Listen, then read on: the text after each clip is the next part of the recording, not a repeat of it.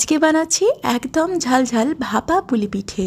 আর এটা আমার বাড়ির প্রত্যেকটা সদস্যের কিন্তু খুবই পছন্দের।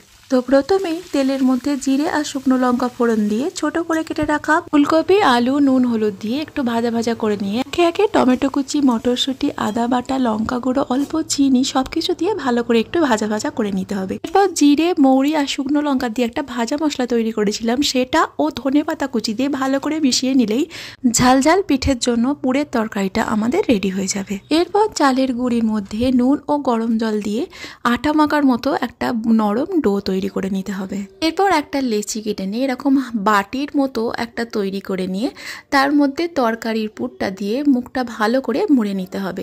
এইভাবে প্রত্যেকটা পিঠে তৈরি করে নিয়ে যেভাবে মোমোস তৈরি করার সময় ভাপিয়ে নিতে হয় সেভাবেই পিঠেগুলোকেও ভাপিয়ে নিলেই ব্যাস তৈরি হয়ে যাবে ঝাল ঝাল পুলি পিঠে। আর এরকম ঝাল পুলি পিঠে তোমরা আগে বানিয়েছো নাকি অবশ্যই কিন্তু জানিও কমেন্টে।